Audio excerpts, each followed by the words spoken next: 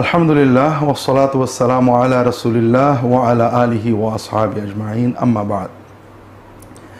জি, এখানে প্রথমতই যে মূলনীতিটা আমাদের বোঝা দরকার, ইসলামে নারী এবং পুরুষের ধর্মীয়, জাগতিক, সামাজিক দায়িত্ব অধিকারগুলো সমান। ইবাদতের ক্ষেত্রে তাদেরকে অধিকার বঞ্চিত করা হয়নি, তবে দায়িত্ব কম দেওয়া হয়েছে। যেমন জামাতে সালাত আদায় করা মেয়েদের অধিকার, কিন্তু দায়িত্ব নয়। পুরুষদের জন্য এটা ফরজ বা ওয়াজিব দায়িত্ব, কিন্তু মেয়েরা তাদের প্রাকৃতিকভাবেই অনেক সময় তাদের জন্য জামাতে যাওয়া কষ্ট হয়ে যায়। এই জন্য রাসূলুল্লাহ সাল্লাল্লাহু আলাইহি ওয়াসাল্লাম তাদের অনুমতি দিয়েছেন, তোমাদের অধিকার আছে জামাতে যাওয়ার, তবে তোমরা না গেলে তোমরা গুনাহগার হবে না। তারাবির জামাতও একই অবস্থা। রাসূলুল্লাহ সাল্লাল্লাহু আলাইহি ওয়াসাল্লাম 3 দিন জামাতে তারাবি আদায় করেছেন, আমরা গত এক পর্বে বলেছি। অর্থাৎ প্রথম রাত্রে ঈশার পর থেকে যে কিয়ামুল লাইল আমরা করি, রাসূলুল্লাহ সাল্লাল্লাহু আলাইহি ওয়াসাল্লাম এটা জামাতে করতেন না। একবার মাঝরাত্রিতে উনি মসজিদে এতেকাফের সময়ে তার যে ছোট্ট চাটায়ের ঘরের ভিতরে যখন তাহাজ্জুদ পড়ছিলেন, তখন পিছনের সাহাবীরা দাঁড়িয়ে গেছিলেন জামাতবদ্ধ হয়ে। 3-4 রাত পরে উনি ওটা কন্টিনিউ করেননি।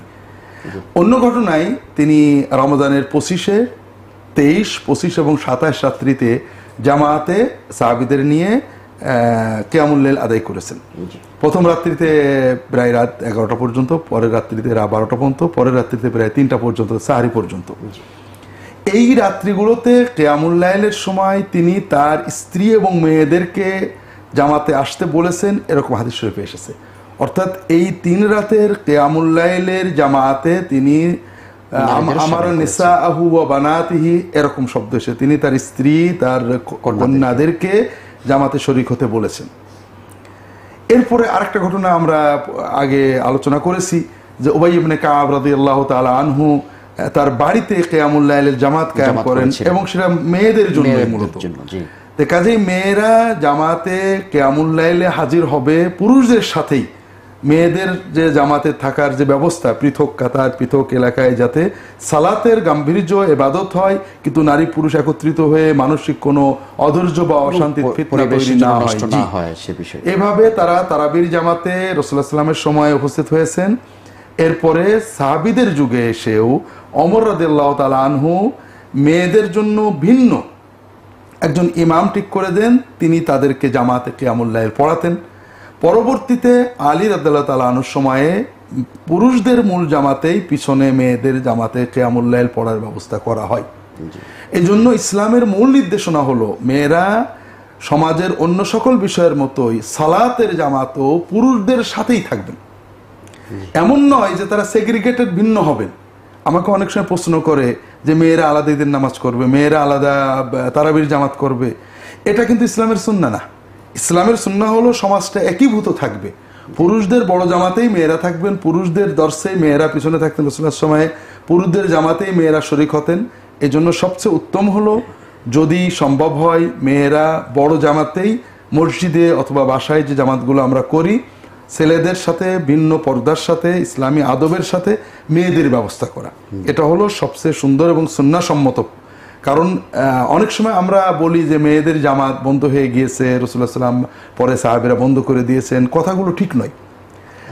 কোনো সাহাবী মেয়েদের 5 ওয়াক্ত ফরজ জামাতে যাওয়ার ব্যাপারে আপত্তি করেছেন, এটা নিঃসন্দেহে, এটা তাদের ব্যক্তিগত মতামত ছিল।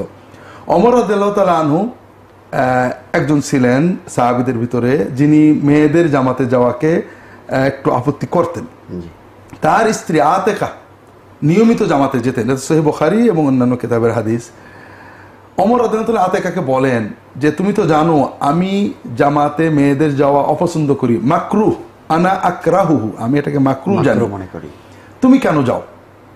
আতেকা বললেন আপনি আমাকে নিষেধ করলে আমি আর যাব না, কারণ আমাদের জন্য জামাতে যাওয়া মুবাহ, বৈধ কাজ, ফরজ ওয়াজিব নয়।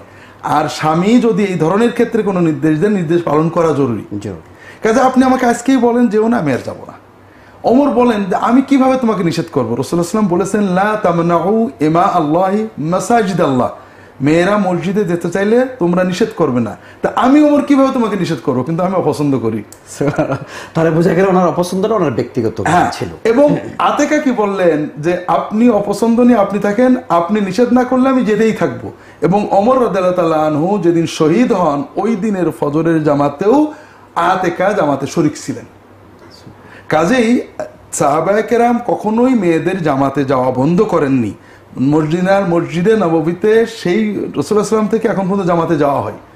এবং এই যে ১৫০০ বছর হজ উমরা চলছে, প্রতি বছরে হাজার হাজার বা লক্ষ লক্ষ মহিলা জামাতে গেছেন, সবাই মসজিদে নামাজ পড়েছেন। কাজেই মসজিদে মেয়েদের নামাজ কখনো বন্ধ হয়নি। বিশেষ করে তারাবির নামাজে মেয়েদের যাওয়াটা, এটা তো রাসূলুল্লাহ সাল্লাল্লাহু আলাইহি ওয়াসাল্লাম নিজেই বলেছেন এবং ওমর রাদিয়াল্লাহু তাআলা নিজে ব্যবস্থা করেছেন। কারণ তারাবির জামাতের যে উদ্দেশ্য সেটা কোরআন শোনা, এদের ক্ষেত্রে মেয়েদের অধিকারটা বেশি। তো মেয়েরা তো হাফেজ হন কম, যে আমি নিজে পড়ে নেবেন, তাদের অধিকারটা বেশি, তাদের মনের আবেগও বেশি। এই জন্য মেয়েদের জন্য মসজিদে বা যে সমস্ত সেন্টারে তারাবির ব্যবস্থা আছে, মেয়েদের পর্দার সাথে ব্যবস্থা করা আমাদের খুবই দরকার। এটা ইসলামী সমাজ ব্যবস্থার একটা অংশ। এখানে মেয়েরা আসবেন, সবার সাথে দেখা হবে, সালাত আদায় করবেন, শেখারও তো একটা অনেক বড় সুযোগ, অনেক বড় সুযোগ, অনেক বড় সুযোগ। আলহামদুলিল্লাহ।